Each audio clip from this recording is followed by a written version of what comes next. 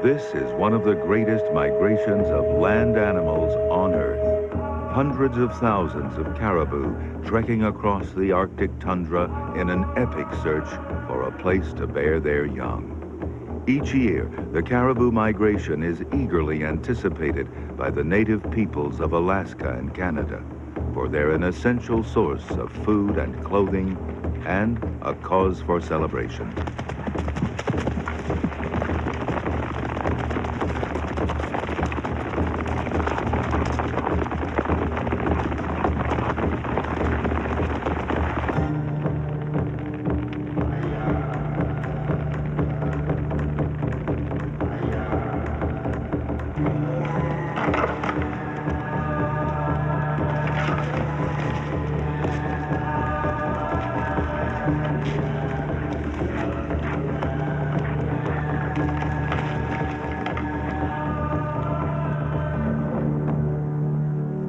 For thousands of years, the coming of the caribou has meant the difference between life and starvation in a frozen expanse of Arctic wilderness.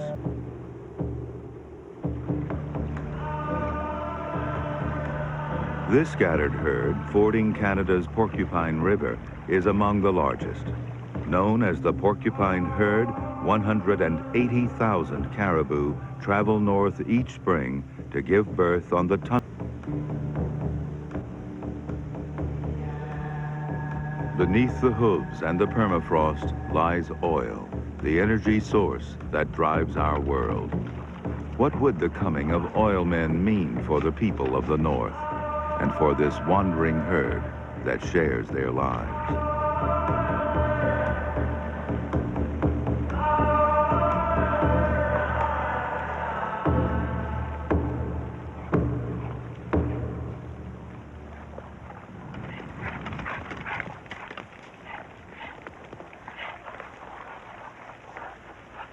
Thick-necked, fat-rumped, and handsomely antlered, caribou bulls are restless with their desire to mate.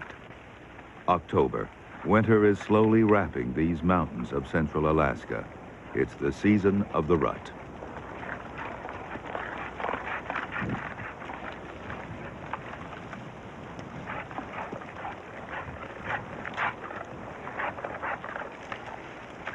As he can manage, other bulls permitting.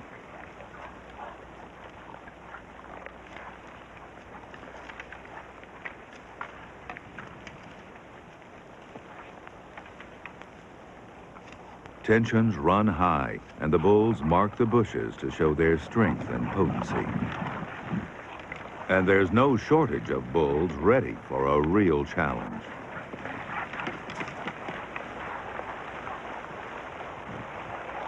Since late summer and autumn, they've fattened for these fights and can inflict real damage on each other.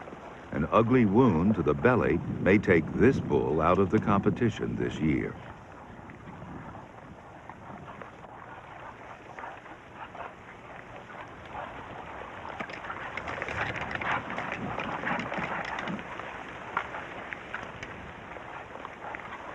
In these brief few days, the battling is continuous.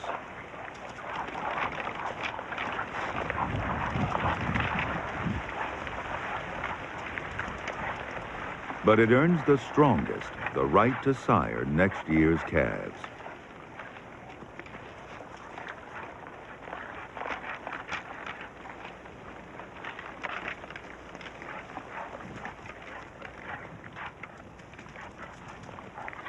These interactions are between scattered groups. Unlike elk and other deer, no single caribou bull can gather cows to himself in a harem, because caribou are always on the move. The fire of their rivalry quenched, but the circle of the caribou's year has begun with the conception of new life.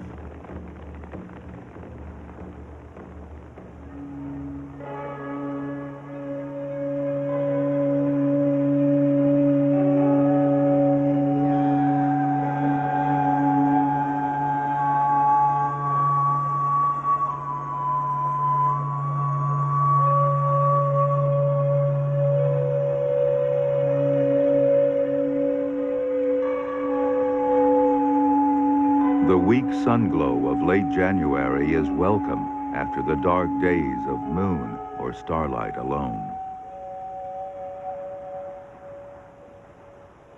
The now crownless kings of the caribou are well away from the cows and younger animals. They breathe in sharp air at 50 degrees below zero and must sniff out their snow-covered food. But a furry muzzle insulates against the cold, and broad hooves shovel the snow efficiently, exposing lichens and evergreen shrubs. Each bull creates a crater in the snow, green bowls of nourishment in a wilderness crackling with cold. In the language of the Micmac Indians, these were the ones that paw the ground, Zalibu, hence caribou today.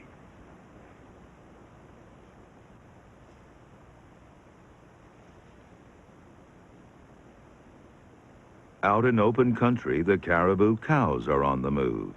They and the young within them are nourished by the body fat they accumulated last summer. The caribou are in tune with this harsh land, their bodies designed to tame the daunting distance of their wanderings. During the year, those broad splayed hooves must carry their owner thousands of miles. In winter, they serve as snowshoes, shovels, and paddles for swimming. They have good traction on ice and can chip through frozen crusts of snow. Dew claws behind each hoof can touch the ground and help support the caribou in deep snow. The clicking is made by ligaments in the tarsal joint.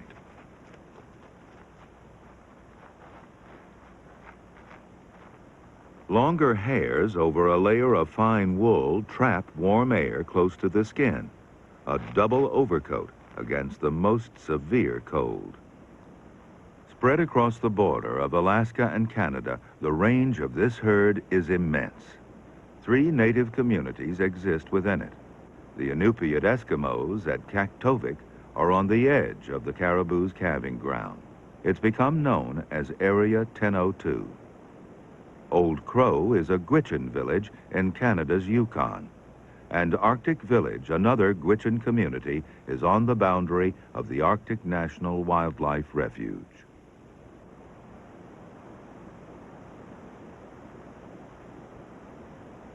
The Chandalar River flows through Arctic Village, and on one bend for 90 years now, the Gwich'in people have lived by hunting, trapping, and fishing.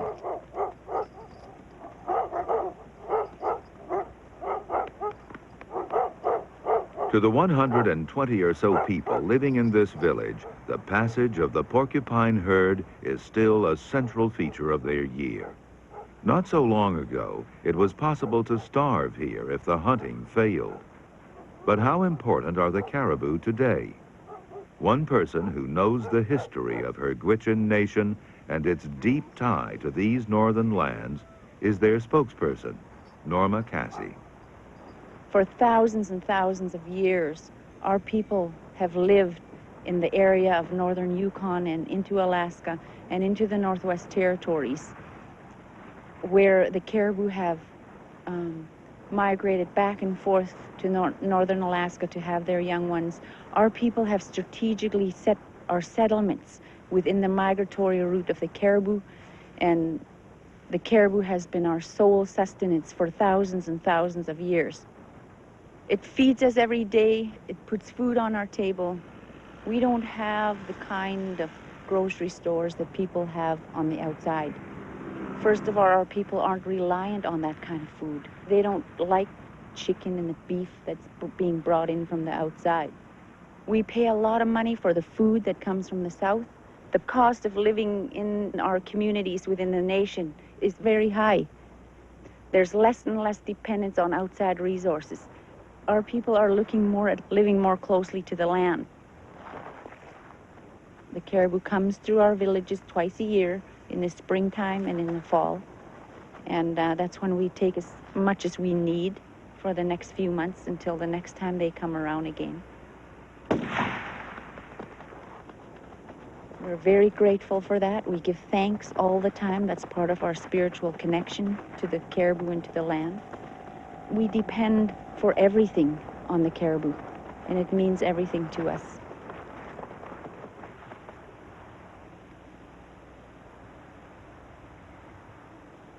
The hunters are then honored by the elders in the community, and then the parts or bones that are made for tools are given to specific people in the community who utilizes them. The hides are given to the women. Young women are being taught how to tan the hides and how to make our clothing that's adequate for the land. The parkies, the moccasins, and the mitts and things like that are made from the caribou hides. And all that has been going on for thousands and thousands of years, and that's the kind of tie that we have to the land. That tie may be tens of thousands of years old. Caribou were among the first arrivals to this continent, long before people crossed one of the temporary land bridges between Asia and Alaska, formed during the distant ice ages.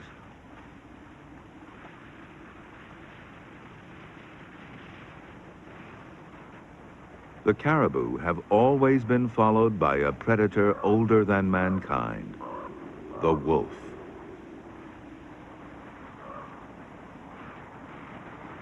Where they can keep an eye out for predators.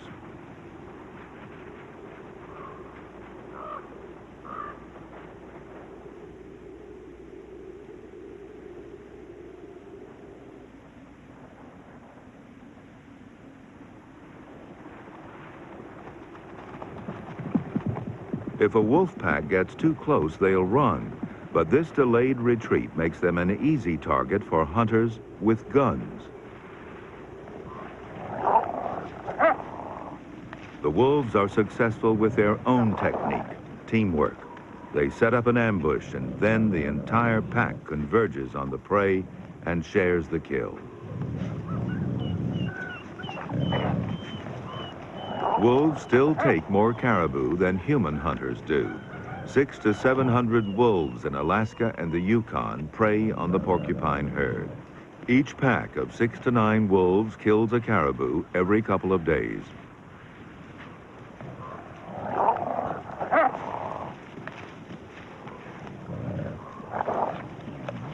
Their hunting feeds scavengers, not only with caribou meat, but in these valleys with moose and mountain sheep as well.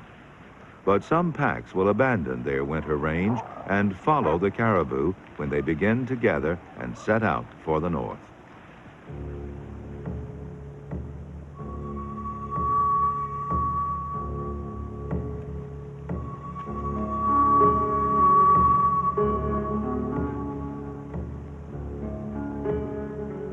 From their winter range near Arctic Village, groups of caribou cows head north, moving along ridges and plateaus of the Brooks mountain range. When they set off varies from year to year and group to group. Exactly what triggers their departure is still unknown. It's April, but there's nothing spring-like about this icy trek. The cows are pregnant. Some yearlings still follow their mothers, but others will come later with the bulls. Biologists are trying to determine just what it is that causes the caribou to trek to the same calving area each year. Pilot Dennis Miller tracks radio-collared individuals. Their winter range is just immense. This morning alone, I'm going to search just a relatively small portion of it, trying to find a few individual caribou so we can replace their collars. I'll have to search over a 9,000 square mile area just this morning, and that's probably over 30,000 square kilometers. They could be down in those broad river valleys or in the high mountains or in the plateau country out to the east. It would be impossible without the telemetry equipment, obviously.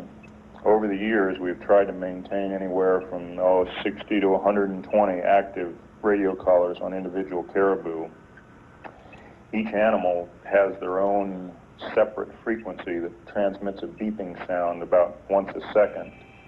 I can hear their signal through the receiver probably 40 miles away on the average. But right now, I'm only about 1,000 feet up, and I can already hear one of the ones we're trying to find today, so it's probably pretty close. But for today, when I get the caribou located, I'll radio the helicopter, and they'll fly over and get ready to dart it. If we're lucky, we should be able to locate and process about 7 or 8 caribou in this area today. Aboard the helicopter is biologist Ken Whitten of the Alaska State Fish and Game Department. He fires a dart containing a drug to temporarily immobilize a caribou. Below is caribou S-17, her radio collar transmitting well.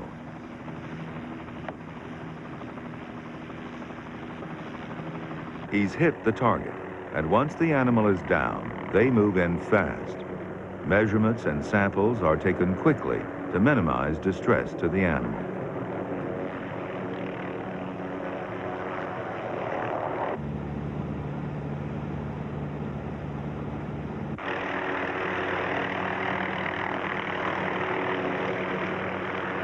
S-17 is well known to biologists. Dr. Steve Fancy of the U.S. Fish and Wildlife Service has followed her for 6 years. There's a number of things we do. We take a blood sample, and the blood is used for several purposes, where we're looking at the genetics of the porcupine herd and the Central Arctic herd, and comparing between those two herds and then also with other caribou around the world. Body measurements help to identify an animal's age and condition, relating the health of the animal to such things as calf production and calf survival. The first 2 winters she spent over in the Ogilvie Mountains in the Yukon territories, and then each summer would migrate back up to the coastal plain of Alaska. And in her 3rd year, she had her first calf, which is a typical age for most cows. Of her 6 winters now, she spent 4 of them in Canada and then 2 winters here in Alaska. She doesn't have a calf with her right now, and we know last summer that her calf was born on the 16th of June, which is rather late. And typically we found that calves born that late don't survive very well.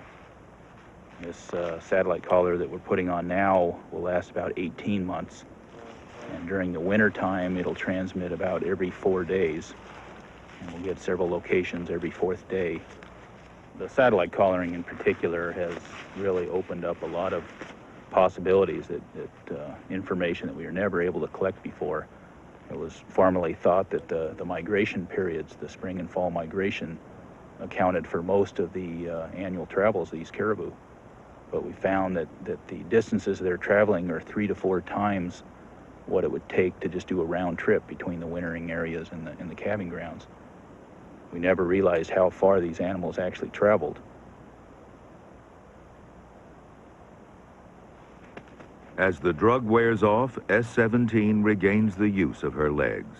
She'll soon be back among the herd and back on the air, her collar transmitting her position by way of weather satellites to Fairbanks and Steve Fancy's computer. The computer plots the arduous journey she and the other collared caribou make between their winter range in the south and the northern coast of the Arctic National Wildlife Refuge. This yellow here is S-53, starting out in the winter range during early May. And then about May 10th, she really started to migrate here up to the Yukon. And she had a calf here about the 5th of June in the Spring River area of the northern Yukon. And then about a week later, she and her calf moved over into the 1002 area, aggregated with most of the herd in the 1002 area, and then in July moved down through the Brooks Range. And this next movement here is for S-91, who followed a similar pattern.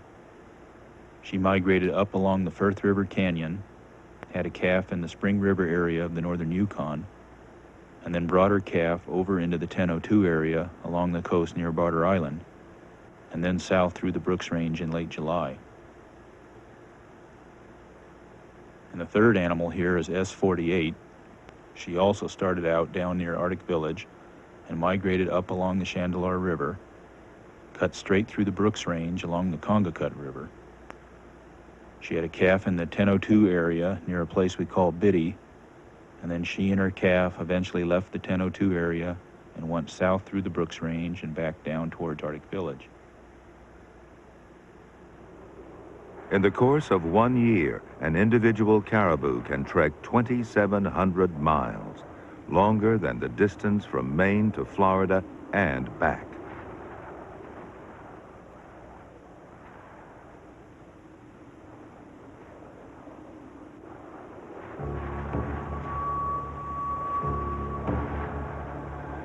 Their march is greater than that of any other big land animal.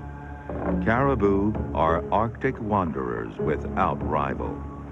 But what the computer cannot reveal is the full drama of their daunting migration.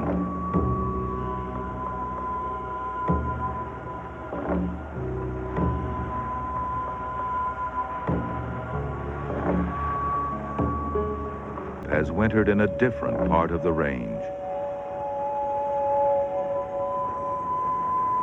From the Brooks Range in Alaska and the Richardson Mountains to the east in Canada, the lines converge. The mighty porcupine herd is coming together.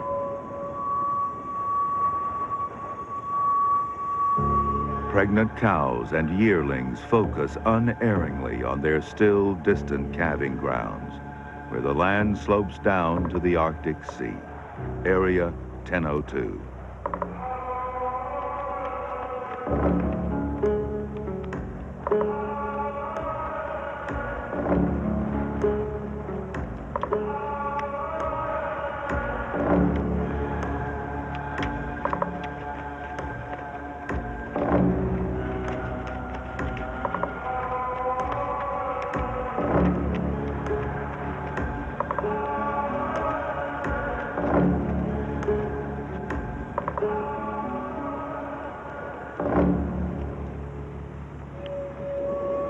In some years, snow lies late on this north slope of Alaska. Should the caribou arrive now, they may have to wait in the milder foothills, which could mean giving birth within range of wolves, bears, and wolverines. But this year, the tundra transforms on cue to a tapestry of herbs, mosses, and lichens. The way is open from the mountains onto this plain of cotton grass, avens, and willow.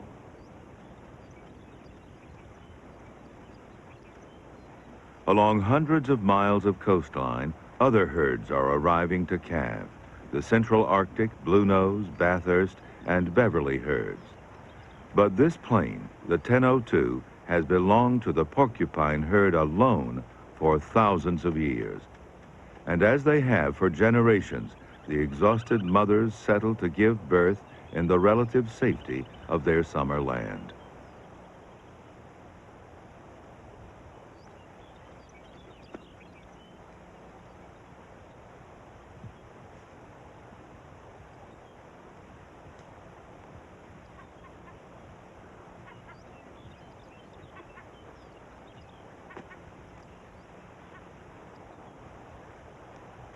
She carried him for hundreds of miles for the 228 days he took to form. Now he has exclusive claim to her care. Last year's calf has gone to fend for itself. There is danger from eagles, bears, and a few wolves, but mother is watchful for her newborn.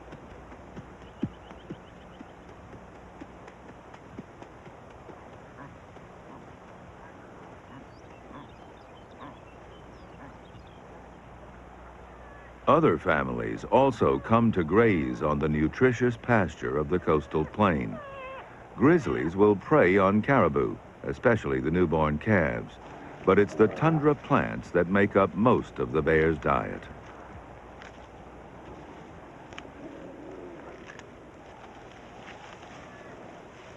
The cubs, like most young animals, spend their time playing and investigating. While they're learning the skills they will need to survive on their own, their mother concentrates on eating. The cubs are still nursing, and she must eat enough to sustain them all.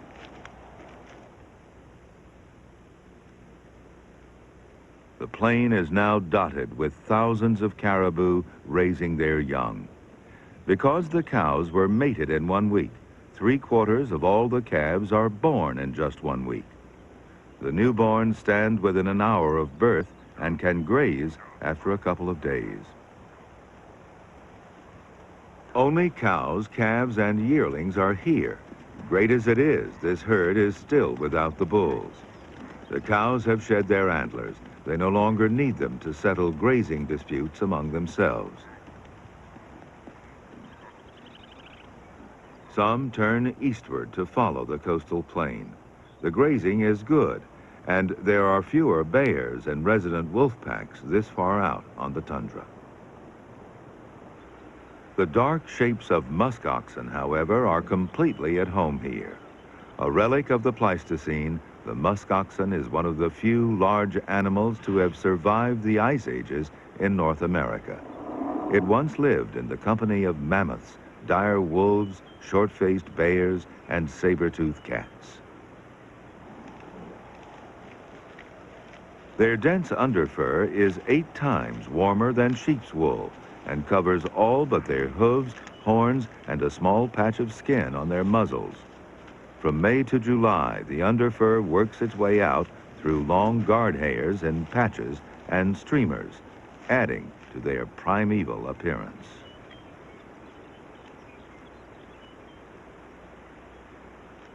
But protection from the cold was not enough to shield them during the first half of this century. Hunters wiped out entire herds to provision trappers and their dogs and to obtain calves for zoos. Today, musk oxen are recovering, and more than 50,000 are spread across the far reaches of the Arctic.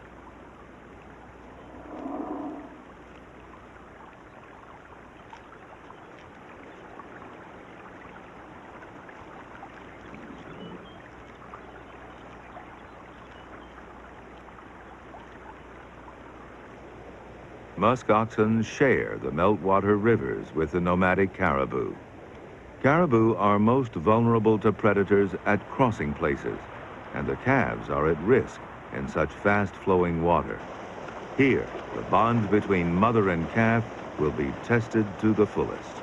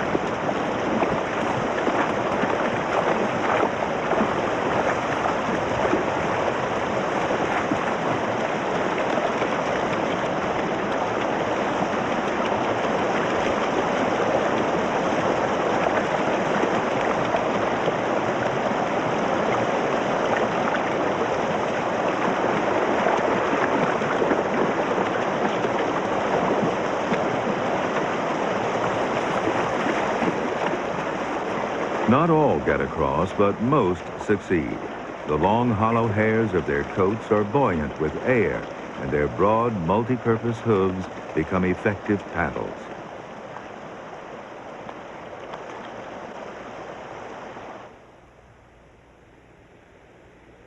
It's the beginning of July. The summer herds are massing into tens of thousands.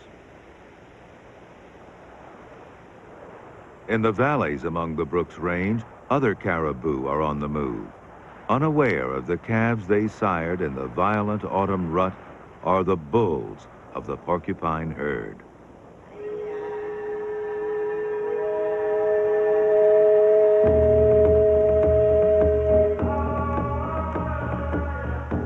Groups of several thousand nourish their winter-starved bodies on the brief riches of the Arctic summer. They need minerals and protein to replace ragged, half-shed winter coats and to feed the growth of new antlers, still in velvet, flexible and tender.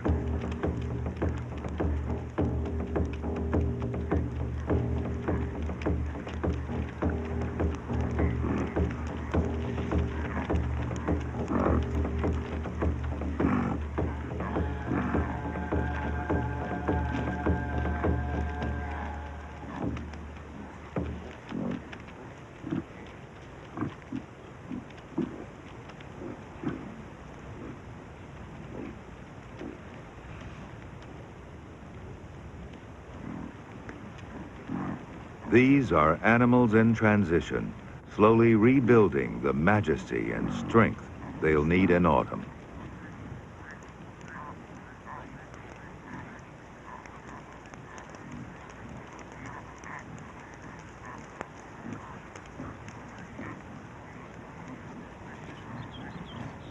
They are docile kings, browsers and grazers, conserving energy, slowly wandering the last 50 miles to the coastal plain, where they will join the rest of the herd.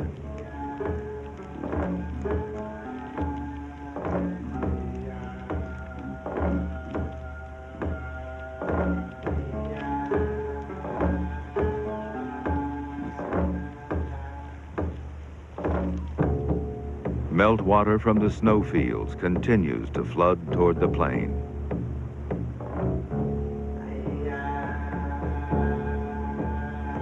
Beneath the tundra, the ground remains frozen in a layer of permafrost through which no water can drain. Where the herds meet, the surface holds shallow pools and ponds, stagnant hatcheries for multitudes of insects, a torment of mosquitoes by the billion.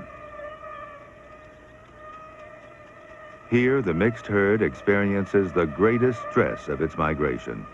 They struggle helplessly against the insect attack, but desperately need to feed. The cows are drained of energy by suckling their calves and need to build reserves for the journey yet to come. They are also regrowing their antlers. But mosquitoes and biting black flies emerging from the streams enter mouths, nostrils, eyes, and ears. The caribou are driven frantic, and yet somehow they continue to feed.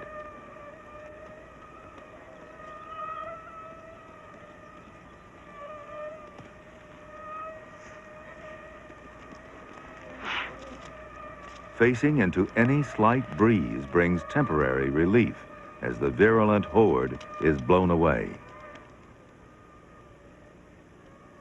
More lasting peace is sought where there's still ice. The caribou have learned that insects are not as active in such cold places.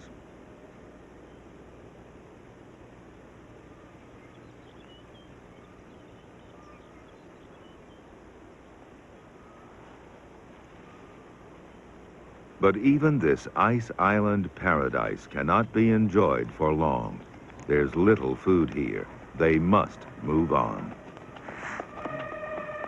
The wind drops and the plague sweeps in again. The caribou are weakened by the loss of blood to the insects. A single animal may be plundered for 3 or 4 pints in a week. The herd tightens and single-mindedly heads across the plain to the coast, drawn by the cooling breezes off the pack ice.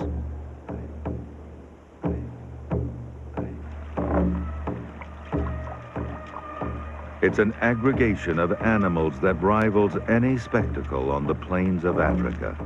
It's an echo of how the American prairies looked when the great herds of buffalo still roamed free. It's one of the natural wonders of North America, as yet undiminished by time and the modern world.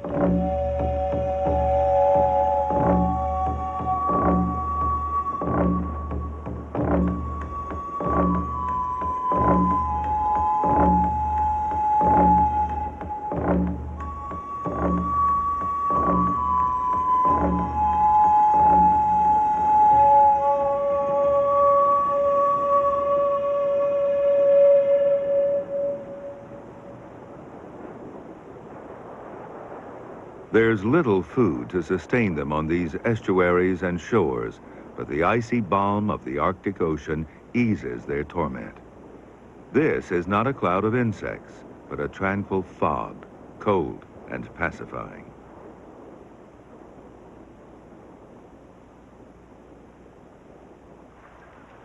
The porcupine herd is now at the northern reach of its annual journey. Here they regroup for the return to the winter range. Here they find respite from insect attack. Here on the coastal plain, they bear the calves of each successive generation. This northern section of the Arctic National Wildlife Refuge affords protection to these remarkable animals at a vital stage in their epic travels. But is this sanctuary as secure as it might seem? What's the significance of its being called Area 1002? The Arctic National Wildlife Refuge is 19 million acres of cold and spectacular country. In 1980, wilderness status was given to almost half of the refuge, protecting it from the exploration and extraction of mineral resources. But the same law that protected part of the refuge excluded the coastal plain, setting it aside for further investigation of its resource potential. For this great calving and grazing range is part of Alaska's North Slope, oil country. There may be oil here, possibly a lot of it, but not much compared to America's appetite. Legislation on leasing and drilling was delayed by the disastrous Exxon Valdez oil spill in Alaska's Prince William Sound. But ours is an oil-hungry world.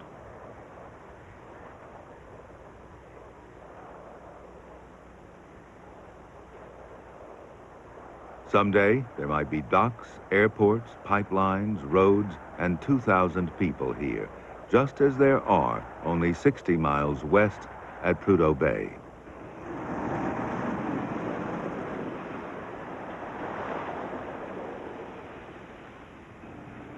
Here, 19,000 caribou of the Central Arctic herd compete with North America's largest oil field.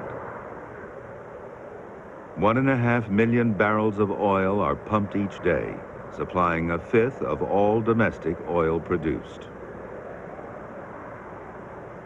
Planned to cover 500 square miles, the Prudhoe Bay complex now sprawls over 800. Hundreds of miles of road and pipeline link drilling pads with processing facilities. 2,000 people live here. 3 airports large enough for jets link the Prudhoe Bay community with the outside world.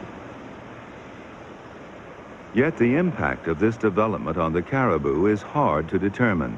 The herd has increased, but it may well be that predators, such as bears and wolves, have declined. The oil industry maintains that there has been no widespread environmental impact, and that new installations in Area 1002 would occupy far less land. But biologists disagree. They contend the size of an oil field may be far less important to caribou than its location and design and the number of people it brings to their range.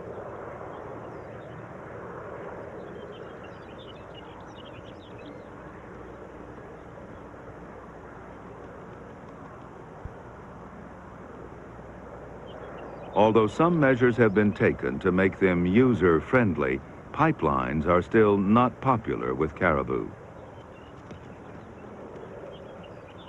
Many pass under a pipeline, but with greater reluctance as the size of the group increases. 1,000 caribou have been seen to take 12 hours to decide to cross, and only 60% did so.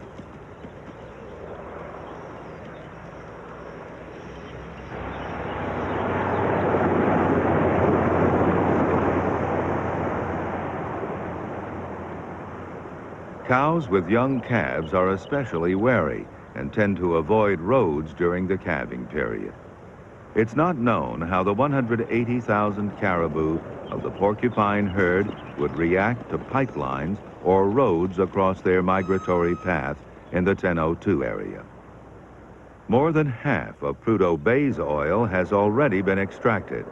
There are several other viable fields nearby, but the oil industry insists that the unknown 1002 is the strategic reserve. Within the 1002 area, the villagers of Kaktovik have long coexisted with this wilderness, and to date, their traditional activities have had minimal impact. But the oil field to the west at Prudhoe Bay has brought with it a taste of prosperity. Now the Inupiat Eskimos face a dilemma. Some feel the coming of the oil men is an overdue windfall. Others fear it will destroy the natural wealth of the land and the sea. Ex-Mayor George Tagarook understands. There's a mixed feeling on all development in Kaktovik. So I'd say about half the people around here are opposed to the drilling, and possibly more after the Valdez oil spill. You know, we hunt bowhead whales, seals, and fish, and if there is ever a major oil spill in the Arctic, you know, that's going to devastate our subsistence livelihood. Possibly the main diet we have around here is caribou, and that's what we subsist on, you know, for food, for clothing, and our overall diet. You know, it's like a gift from God. You know, you created man and the animals, you know, to share the world, and all development is going to be devastating. It's going to look like another Prudhoe Bay, and I don't want to see that. Today, Kaktovik is expecting a special visitor, a man who more than most understands the concern of the 150 villagers. During his period of office as president, he was responsible for the enlargement of the Arctic Refuge and the creation of Area 1002. Jimmy Carter.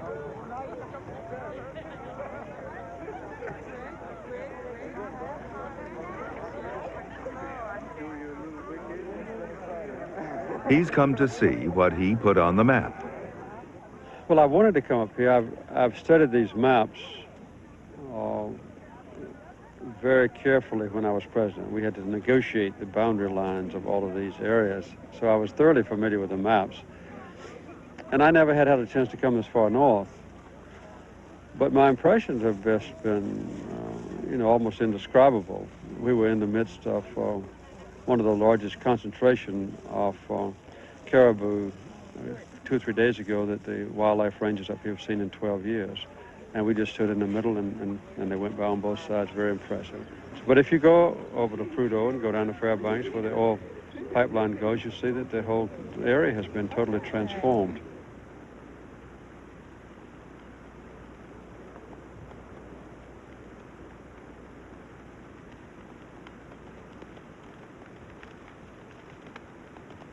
My own preference is that it not be done.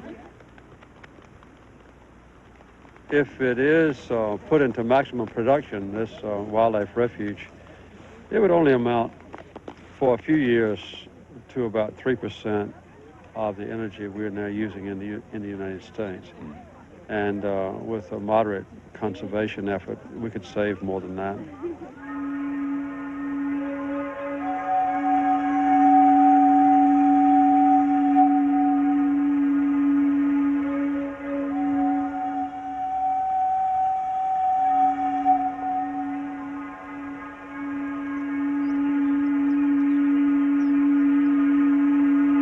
It's the end of July.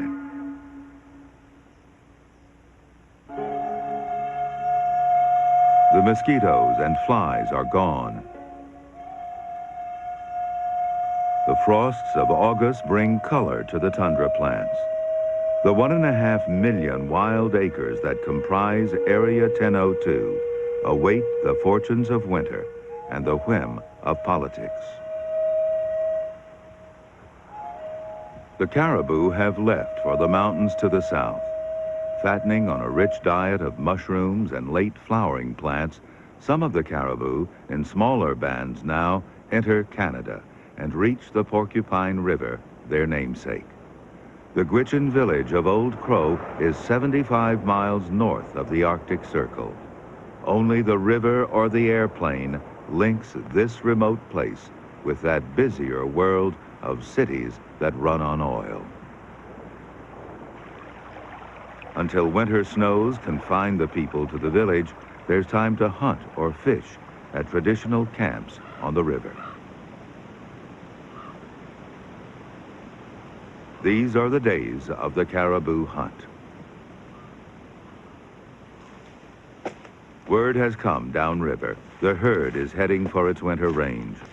The hunters are well prepared, as they have been for generation after generation. In a year, the hunters from Old Crow may take from 250 to 1,000 caribou, a tiny fraction of the immense porcupine herd. Some years, if the caribou don't pass by, fish and not much else must see the village through the winter. They've made some kills already. The hides make warm clothing and sleeping mattresses. They take only what they need, some to use, some to share with other villages where the hunting may not be as good.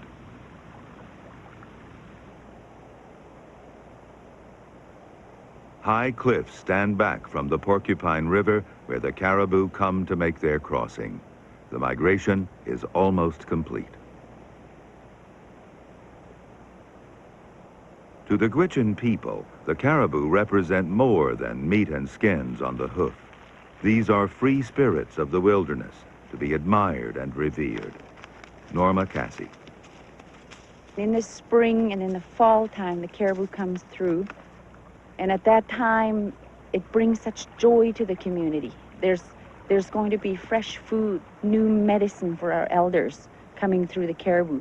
And the young hunters go out and they'd hunt the caribou and they'd bring in the meat, and it's either given to the chief or the women, and they put on a feast, and the whole community gets into a social gathering, which is a very healing process for our people. And everybody gathers and celebrates and have caribou, and we share, and that is a big part of our culture. Our spirituality is very connected around the caribou as well. We worship the caribou. We worship the land that we live on. If we do not do that, that land isn't going to provide for us in the future. And that is our obligation. That is our law. We have to pass that on to our young ones. That is our natural law that we have to follow, that's been handed down to us for generations. That is our existence. That is the existence of the Gwich'in people.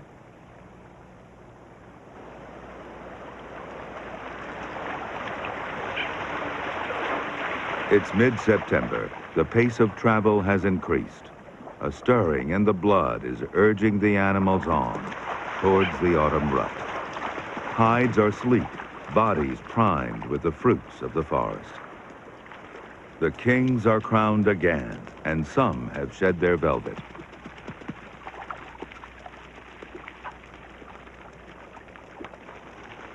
Unlike the summer migration, they travel with the cows, which are antlered now as well.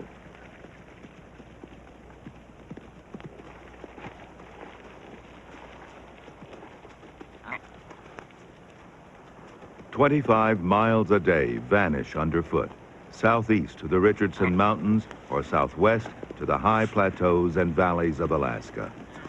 The Arctic wanderers are coming to their winter home.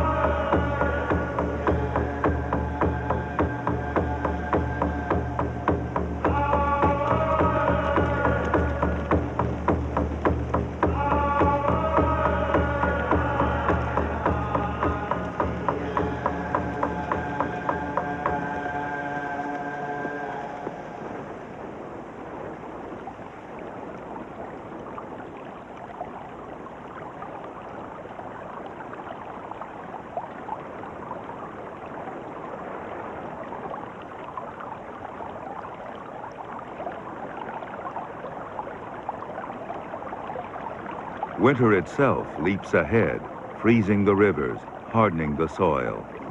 It frosts the trees of the forest through which the caribou dash, to keep the brief and violent appointment that will rekindle life within the herd and set the cycle of migration in motion once again.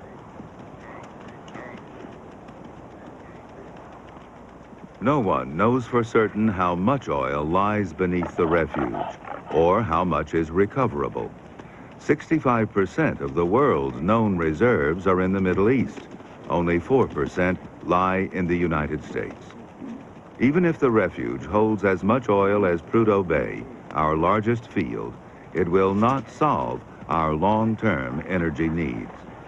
We might do better to ask why, in the 20 years since the oil crisis of the 70s, America's energy policy has barely changed.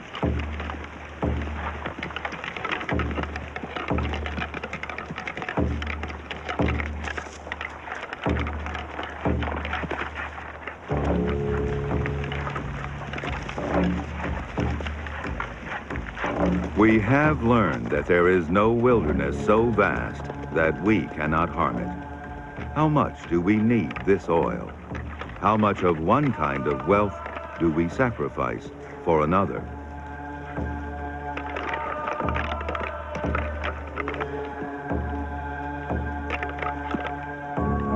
There is something preserved in the frozen Arctic landscape that we may need more than a few months' worth of Alaskan crude. A place where the original natural order still prevails. Those who want it to stay that way must now take a stand.